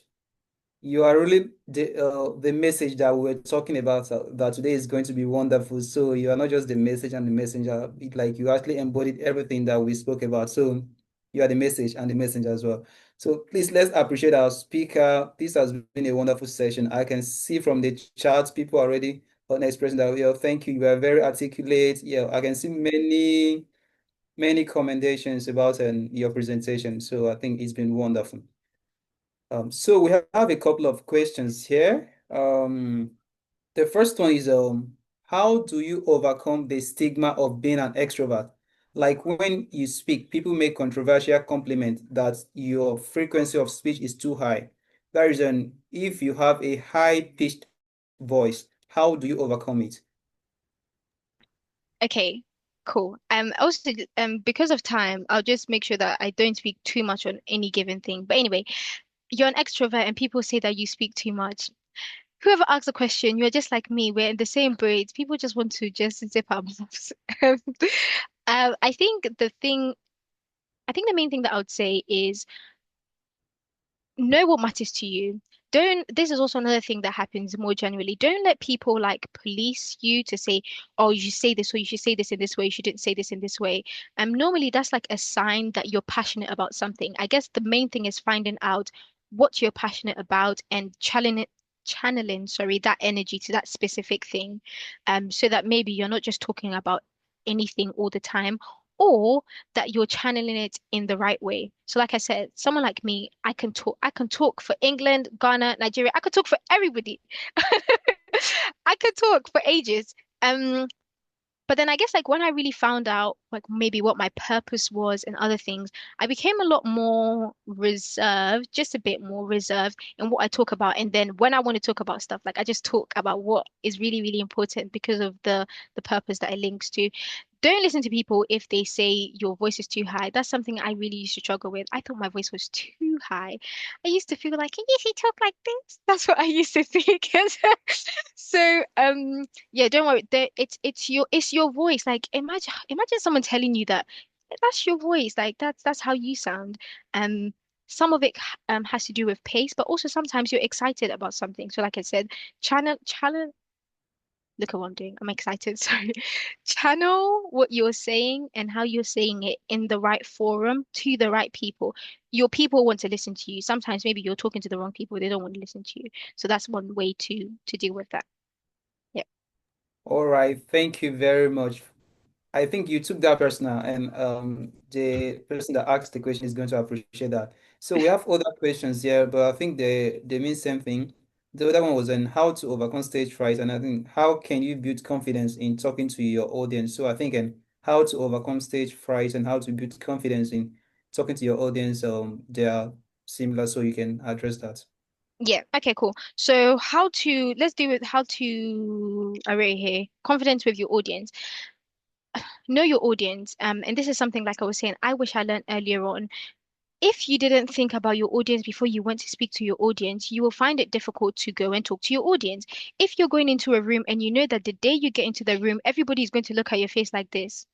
It doesn't matter if you say something funny, it doesn't matter if you do anything, then you know that that's your audience. So you're going to come maybe with your facts, or you're going to come with like with handouts, or you're going to come with something that will make you feel fine that the people are not going to engage when maybe let me say physically engage when you speak. But let's not forget, people are logical beings. Mentally, you can say something and someone is like, but they wouldn't give you the face. So know your audience before you get into the room. That's one thing, to deal with them confidently and practice as well. Sometimes maybe practice different scenarios. Maybe practice someone who is very excited to to receive you, and maybe also practice someone who looks at you and the person is like, and then they wait till the end and they give you their comments. Practice both. Stage fright. Um, I think stage fright, first look internally on what is actually making you scared. Sometimes people give very generic comments, or yeah, give very generic comments about stage frights to say, oh, look above the people's head, blah, blah, blah. that is solving the issue before we look at the roots. The first thing with stage fright is, why are you scared? Are you scared about the message? If you're scared about the message, then maybe you start thinking about why you're even there in the first place. Are you scared about your delivery? Then yeah, we can work on that. Are you just scared of people? If you say, I'm scared of people, I don't like to look at people, it's fine. That's fine. We can work with it, and then that's where things will be like, okay, you look here or you position your eyes in a certain place. Or like I've said, one thing that works for me is when I realize that the message or my purpose in that room is bigger than my fear, then I will be scared and go and say it anyway. And the more that I speak, the less scared I become. So yeah, these are those two. Any more? All right, thank you. I think Uncle Sop has something to contribute. So please, sir. Yeah, I was thinking of moving communication away from actually speaking to people to being able to reflect a message. Um, Beyond having to say this and that is like being able to stand in front of a crowd and talk and explain your ideas and everything. There is something about communication, which is being able to even speak one on one with people or having your life reflect the message that you are trying to talk about. For example, if you want to be an example to children in your community, you yourself will be a good person, right? Your life will reflect the kind of message you want to pass across. And I know that many times when we talk about communication, people are merely looking at the act of actually speaking to people, and that is good. But you can communicate to, and that is good and true. But you can communicate in a crowd, you can communicate one on one, you can, and this is even where I wanted you to, where I would challenge you to throw some light on, Afua, which is communicating your vision to people that you want to support it. And I think this is where, because somebody sent me a message yesterday after our talk and was like, he is a running a business, he is a web designer, but he's staying in a part of Nigeria that people are not very forward looking, right? People are just after, like, it's not everywhere that everybody's forward looking. And he has all these ideas, but he's in a very small place. And he needs people that will inspire him, you know. And I believe that even in that location that he's in, he can find people that will do that inspiration, that will give him that inspiration. But I'm even saying that if it was impossible for him to find any inspiration, he can create a community out of where he is. Like you can be, you'll be surprised at how much everyone is carrying. You get what I'm saying? And so don't think of communication only as when they give you a mic to speak in a crowd of people or when you are moderating a session like this and you're speaking to about 50 people. Um, Probably even having to convince people to let you, okay, like the example I was giving about the person that talked about the place they live in, Bauchi State in Nigeria, that's Dumia or something. And she's saying, I want to convince our villagers and elders and people that live around to start picking up dirt and setting up a clean initiative in the street. She needs to do a lot of talking, especially being that she's a girl. And I'm expecting that this person is really young. You will talk to a lot of people who are way older than you. You get what I'm saying? And some of them may not understand why the place needs to be clean. In fact, some of them may want the place to remain dirty. You get it? Which is, again, part of the problem that we find a managed dysfunction. You get it? Planned dysfunction. So I want you to talk about communicating what is your idea and your vision to people, especially to people that don't understand what you're trying to do. What language do you speak? How do you make that happen? I don't know if this question is clear. I am already alluding to what you can say, but yeah, I want you to say something about that. Yeah. Okay, yes. So the art of communicating your vision. I think to be honest, it's kind of in this, like everything that we've basically talked about. but maybe to make it a lot more tangible. Like I said, everything that we basically said, it's not just for written, it's not just for public speaking, it's for all situations. And it basically allows you to be able to pinpoint exactly where in your communication is failing. Now, you are someone and you want to convince people of your idea. So, like Uncle Sop said, we need to pick up litter in our community, blah, blah, blah. This is bad. This will lead the gutters to be choked when the flood comes, blah, blah, blah. And even that one, I'm now even going deeper and deeper. Step number one is your audience. If you're dealing with a community or an audience where, and I think someone just asked this about people who don't smile, people who don't respond, people who don't do anything. One thing that we do, actually, now this is not just a communication thing. Actually, this is the art of actually starting your community work. Yeah, there's one thing that we do sometimes, and it's called sensitization. And sensitization is basically the work that you do to sensitize the people before you go and bring this your great grand idea that you have. If you go to a place where I'll use the word people are hostile, and it's not like they're hostile, they're coming to fight you, but they are not open to change. Like the thing that you're coming to say, they don't love it, they don't want to hear it, it won't change their life. From the onset, it may seem like that.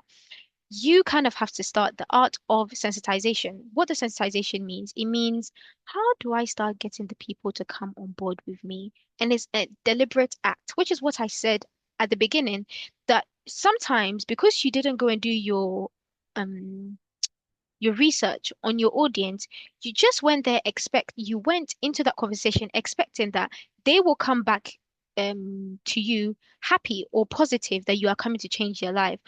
For example, that you said about maybe like your web design stuff that, automatically they'll want you to build a website for them. No, they like the fact that they are just using their telephone stuff and no websites. Like they never wanted this from their perspective.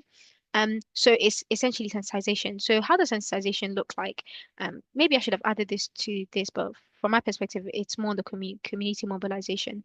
So sensitization is you first start by probing. You probe, you ask questions. Just go and have an innocent conversation. You say, oh, what do you think about this? Not that, hi, I'm here to sell this thing to you, or hi, today, we should change this thing and do this. And that's not how it necessarily works. Because remember, your audience, you're trying to bring them along with you. That's number one. And number two, most of us that are on this call, we don't have the authority, and that's title authority, to say to us, to some of the people that we're talking to, hey, I need you to do this for me by this time. Like it doesn't work like that. And hence why you need to lean into your relational capital, that relational legitimacy, to get things done or to get things to be swayed in your direction. So you be like, I kind of have maybe this, maybe it's not really an idea, or just have an informal chat with so many different people. Oh, how would this be like? How would this be like if we did this? Would this, blah, blah, blah, blah, blah. Try to understand, and from a business, now this is a business perspective. From a business perspective, you try to understand people's people's pain point. What is it about the situation that they're in that is really a pain point for them? That's what we essentially call it. Um, is it resources? Maybe sometimes you're coming with an idea, they don't even have the money for it, and you're basically coming with that idea. Or maybe they do, but they're not prioritizing their money in that way, for example. Um, so yeah, so you start with that. That's essentially the art of sensitization. Actually, to be honest, I can probably talk about this like on a completely different call, but you basically start like that. And then you start talking about your vision. Because if your vision is for your audience, you need to tailor it to your audience. If your vision is not for your audience, then that's fine. Then you can go and find another audience that your current way of communication will be tailored to them. But if it is for the people that you're talking to, you have to find a way to talk to them. Sometimes some people, me, for example, there are certain conversations that from the community that I come from, if I go and say it, they will not listen to me. So I have to go in with someone who's older than me. Sometimes I can't go in as a woman because they, again, will not listen to me. I have to go with my older uncle and we'll go and then we'll go and say the thing and they'll be like, oh, yes, we can do something like that. So that's how some of these things basically work. And that's just community specific. But the art of communicating your vision is actually knowing your audience. Because if you forget about your audience and you don't find out how to get them along, how to bring them along, how to do all of these type of things, they will not come along with you. They'll be left behind, and you will basically be doing all of these things saying, "Oh, why didn't it work?" They never had your buy-in, so you were never like they were never with you on that journey. So that's one. Uncle Sop, does that answer your question? Yes, yes, that's good. And I hope that others have these kind of questions. I don't know if there are other questions that Francis wants to address, but Yeah, sorry, yeah. there was one Okay. more. Oh yeah, or Francis? Okay, yes, I think there are questions, but they are similar to what you just addressed. So I don't know if they, because one of them was like, as a leader with different sets of people, that is from different background, based on tribe, different faiths, and personal principles, how can one communicate clearly and confidently while still being approachable and empathetic? Why the other one, I think I'm trying to guess it, was the one that was asking, I have a question. What if I face an audience who are so uptight, do not smile, or respond to the discussion or topic I'm delivering? How do I handle this? Yeah, perfect. So different people, different faith, different everything. How do you remain approachable and empathetic? Um, Approachable and empathetic, different people, different faith.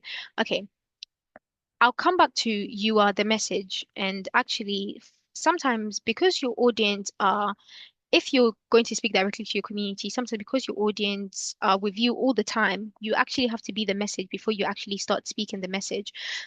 So are you someone who anybody can talk to? And this is not because you're charismatic. So this is not the person who speaks to everybody or whatever, but you are approachable, but not unapproachable from, again, everybody just likes you kind of situation. But when they come and speak to you, would you be able to say something that draws them to you? Like, is that the kind of person that you are? Or at least for the sake of your message, do you start becoming that kind of person? Sometimes the work is done before you get in the room. Sometimes the work is done before you even start speaking the message. And maybe actually a very good example would be before I started saying the stuff, Francis was saying, talking about what I was coming to say, and so was Uncle Sop. So sometimes stuff you've done previously just means that people know the value that you bring and therefore even want to start talking to you before you start talking. When you're working with different faiths, different people, different groups, all of that kind of stuff, start from the fact that we are all human beings. Now, it sounds so basic, and you probably realize that I did this when I was talking with you today when I was saying, for example, I was talking about like mirror neurons and other things, to just basically say like from just a normal human perspective, let's not talk about faith, let's not talk about tribe, let's not talk about class, just normal human beings walking on this planet. There are things that are real to all of us. And that's one way that we can sometimes talk about things where you say, no, we all feel pain, we all feel emotions, we all understand logic, we all do XYZ, and that can be your connection. Um, the art of empathy is part of emotional intelligence, and I think that that has kind of been covered earlier on this week. Um, but yeah, I can maybe talk briefly about emotional intelligence. Emotional intelligence is very, very important. And kind of like everything that I've said from a principal perspective today, it starts with you. You can't expect to understand people emotionally if you don't understand your own emotions. If you don't know that, oh, okay, maybe I'm this kind of person, this is how I come across to other people, or that you haven't received enough feedback to have a correct, true perspective about who you are, and how it reflects on other people, or that maybe in certain situations you haven't really been, not to say that you're not, but maybe you haven't necessarily been very humble to receive that feedback. So people don't give you that feedback. So you don't necessarily know. And that's the art of emotional intelligence. it's basically understanding yourself to help you understand other people so that you can relate with other people from that empathetic perspective. Like you have to feel, it's not only feeling, it's the actionable intelligence that comes with understanding the emotional situation that's basically going on with people and being able to meet people where they are, um, while having in mind your own emotional state, if that basically makes sense. Um, so that's basically the approachable and empathetic of different faiths. Um, what if your audience are being uptight and they don't want to talk and they don't want to humor you back or whatever? Um, Again, it comes down to knowing your audience and also trying to find out certain stuff about your audience. But also, if let's say you've gone to deliver a specific talk or you've gone to speak to them the first time and were not really receptive, the natural thing to do is ask for feedback. Why? But you don't ask for feedback from a perspective of, oh, I don't understand why you people do this, or maybe you just want to see my downfall or whatever, whatever, being quite defensive. It comes from a position of understanding like what was actually going wrong in a certain place. That's why people didn't want to engage with you on that specific level. Um, so that's basically um where that comes from.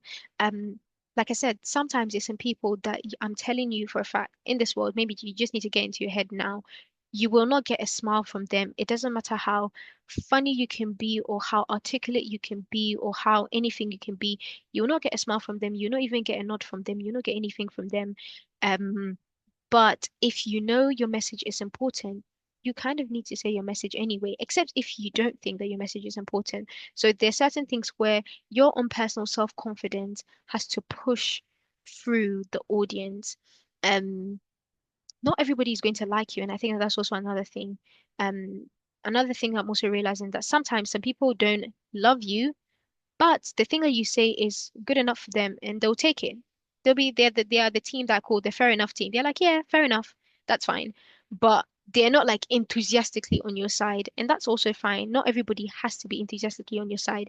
If you think that maybe you need a group of people who will cheer you on, find those group of people who will cheer you on.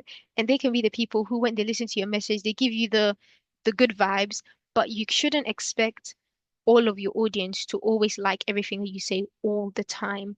As long as your message is landing, as long as if when you get feedback, it resonated with them, then that's fine.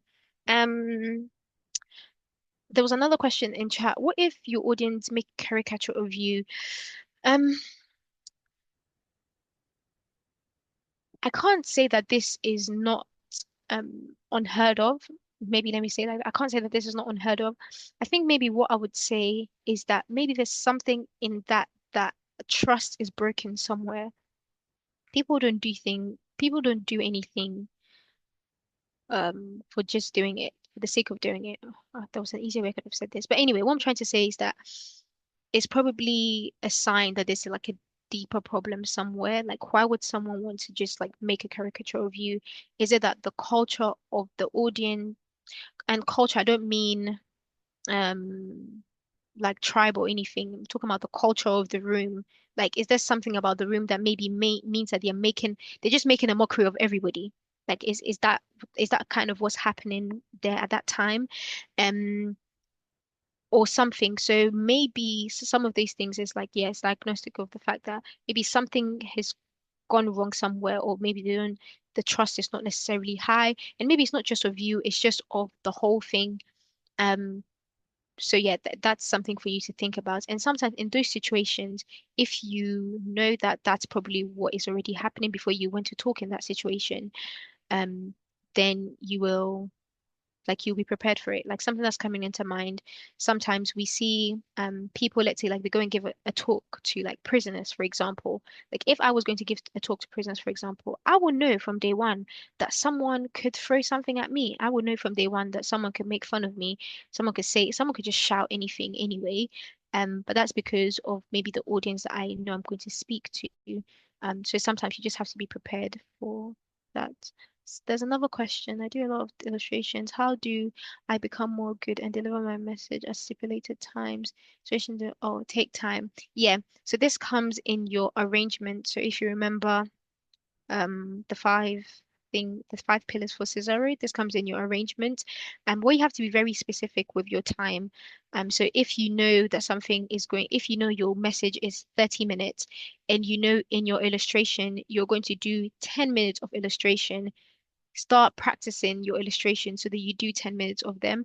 You know what part of your illustration or the demonstrations that you do are going to be 10 minutes on the dots. Like you practice this before you actually do it. And also kids and teenagers are excitable and other things. So this comes with managing your audience, so knowing how to manage them, like knowing when to say, okay, settle down, so we can start again, all of these type of things. So you keep on time, and like um, you deliver clarity, essentially, is what I want to say. Yeah. Okay, I think that's it. Should I give that back to you, Francis? I think so. I think we are done with all the questions. So thank you very much for your time. Thank you for Thank staying you. tuned. And thank you for answering all the questions. I think they were so impactful. They were also practical because they were coming from their experiences and how to overcome some of the challenges that they have been experiencing in terms of public speaking. So I want to thank you once again for having the time for us this year as well. And to every other participant on the group, we are going to continue this on the group because I think there is a lot that we still need to do. Because I remember it was brought to my attention that in the emails that were sent to Uncle Sop, there are some persons that didn't compose their emails very well. Maybe they don't know how to navigate the app or how to type emails. So probably if we discover that there are a lot of people in that category, then we may have to organize a masterclass on how to communicate via emails and how to draft short messages after this session. So that is going to be something after the boot camp.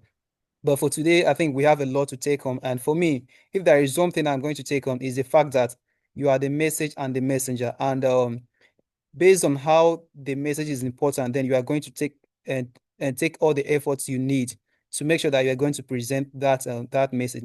So let's say if you are in a matter of life and death, and you know that you have no choice than to speak. I believe that in that situation, you are going to muster all the courage that you need, and you are going to be able to speak up, even if you are facing the president or even the most demonic person. You are going to be able to voice out your opinion because you know that that is going to enable you to save your life. So once you know that your message is important, then you have to build yourself as the messenger, and you also have to develop your message to be able to pass across. So on that note, I want to thank everyone. We're going to share PFF handles to you on WhatsApp so you can follow Precious Fountain Foundation and also get to know all the things we do. And from there, you can also get to connect with us because we already spent much time. I don't know if Uncle Sop has something to say before we close. Oh no, nothing at all. I'm really grateful everyone is there and this went really well. And yeah, I'll see you tomorrow. Thank you. All right. Who is Thank you. speaking tomorrow? Okay, we are having a Dr. Olumuyiwa. For those who are familiar with the scholarship cafe, those that want to jackpot through scholarship, yeah, that is the man we're having tomorrow. So I think it's going to be another session. Yeah. So bye everyone. Thank you very much. Thank you. See you all tomorrow, same time.